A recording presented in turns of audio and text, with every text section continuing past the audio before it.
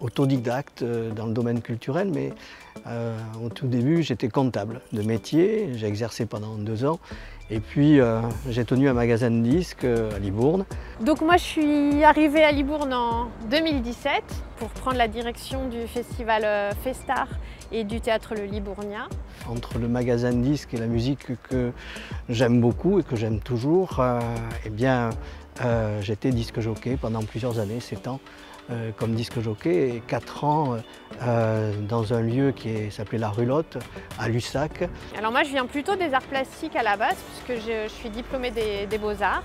Quand je suis sortie des Beaux-Arts, il y avait 2 choix qui s'offraient à moi, soit devenir artiste plasticienne, soit accompagner les artistes. Et au final je prenais beaucoup plus de plaisir à être de l'autre côté et à accompagner les artistes à créer. Festar est né de plusieurs choses. D'abord, j'avais une activité entre 79 et 89 de concerts, de production qui était sur le Libournien avec un grand nombre d'artistes qui se sont produits. Et puis, dans les années 88, 89, il se trouve que j'ai découvert sur Beaubourg, comme beaucoup, les arts de la rue. Et j'étais après dans le bain sur le marché et donc j'ai travaillé d'abord dans le design et la danse contemporaine, je crois pendant 2-3 ans, et ensuite j'ai assez vite intégré une compagnie des arts de la rue puisque j'ai collaboré avec Marie Daufréval, la compagnie Bouche à Bouche, qui est d'ailleurs venue depuis plusieurs fois à Festar pendant 4-5 ans. 89, à l'arrivée de Gilbert Mitterrand à la mairie de Libourne, il se trouve que j'ai pu organiser des gros concerts avec des artistes de renommée, nationale ou internationale.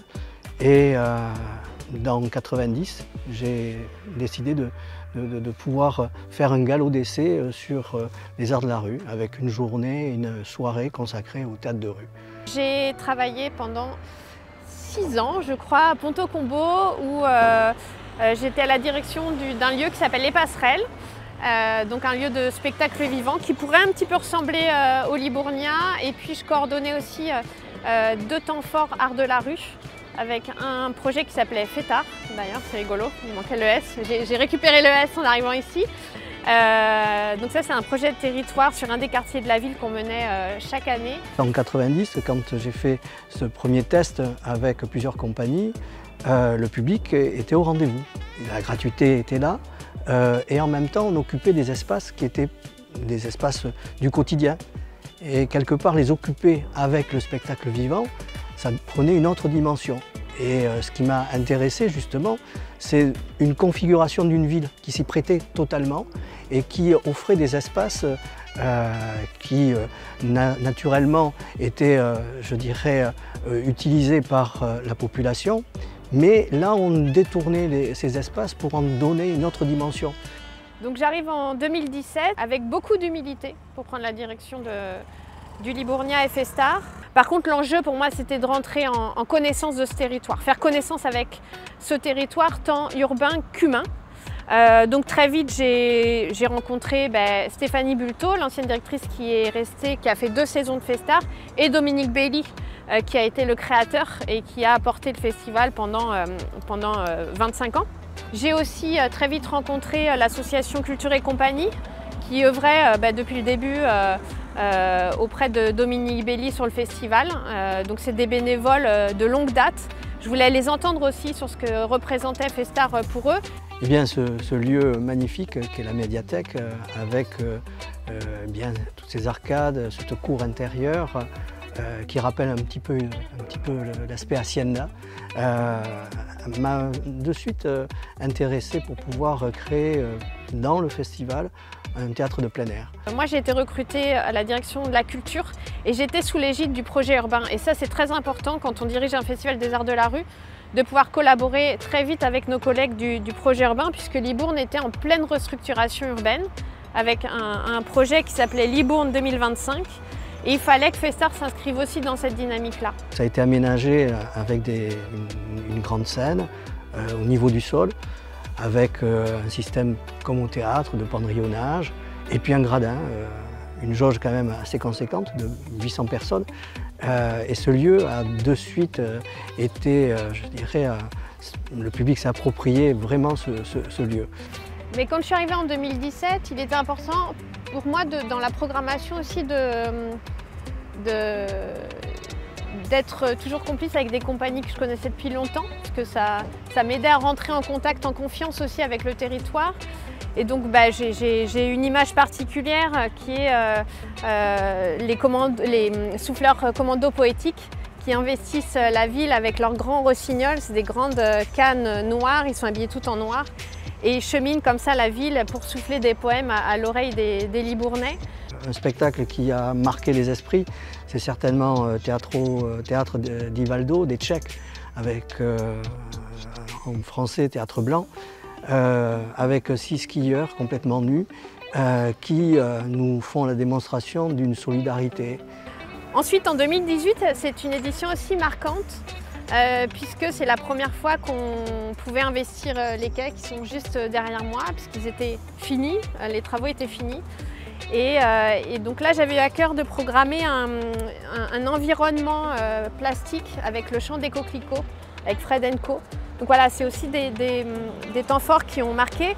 C'est aussi la venue pour la première fois de Typhus Bronx, avec la petite histoire qui va faire flipper sa race. Les quais offrent déjà une capacité d'accueil importante. Dès le début de Festar, il y a eu des spectacles sur les quais, des ambulatoires avec des artifices, avec des compagnies comme Malabar ou Carnavir. Je pense ici, on est sur les quais, je pense aussi à la compagnie Bivouac avec le spectacle Perception en 2019 où on l'avait programmé, il y avait le coucher de soleil en même temps et c'est faire en sorte aussi que le paysage fasse œuvre également.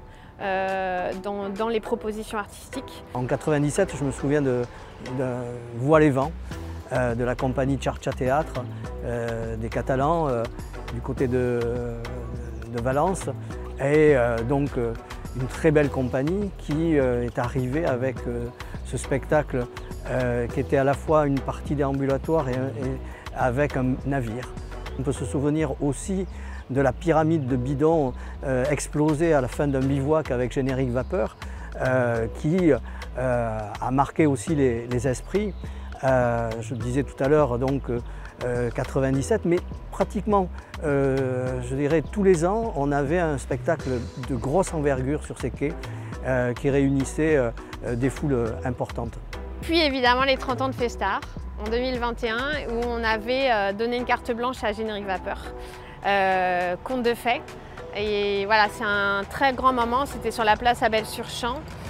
Eh bien, il y a des compagnies avec lesquelles on a des fois plus d'affinité parce qu'on s'est croisés il y a un certain nombre d'années. C'est le cas avec Générique Vapeur où ça fait 25 ans que l'on se côtoie et je les ai invités un grand nombre de fois ici pour le festival Festar et même à la Rivière. C'est également le cas avec des Abrou-Belzac, les Basques espagnols, qui, il y a une vingtaine d'années, ils faisaient leur première date en France et à Libourne. Et depuis, on a gardé des contacts à la fois amicaux, mais aussi artistiques, puisqu'ils sont souvent programmés. Donc en termes de programmation artistique, il était important de pouvoir faire une continuité avec les fidélités qu'il y avait eu auparavant, dans les 25-26 années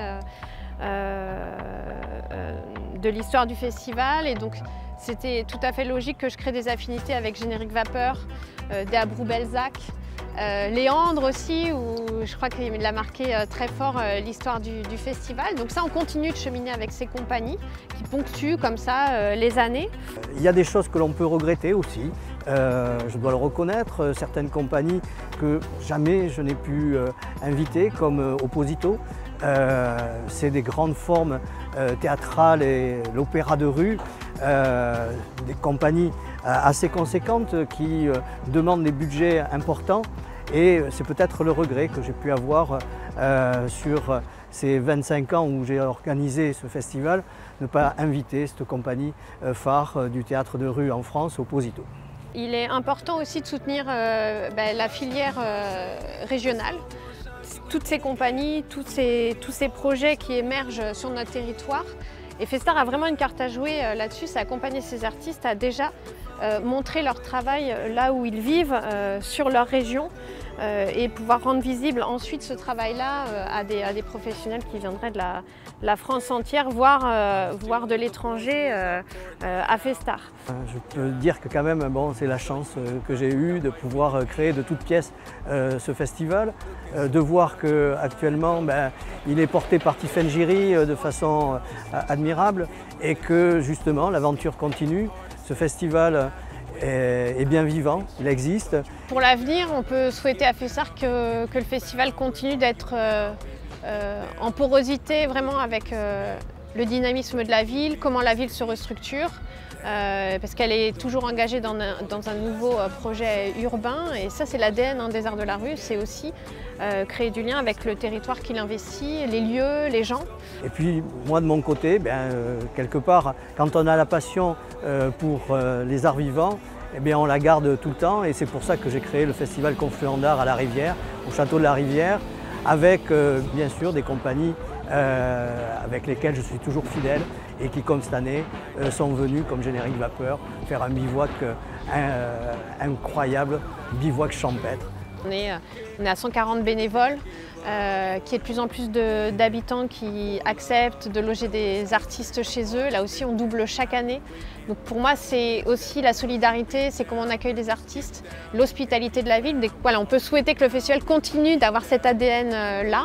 Donc pour cette année, on vous donne rendez-vous pour découvrir plein de spectacles, du cirque, de la danse, du théâtre de rue, des artistes plasticiens. 8, 9 et 10 août à Libourne, c'est entièrement gratuit et voilà, on sera très nombreux à vous accueillir. Festar, c'est une belle aventure et l'aventure continue.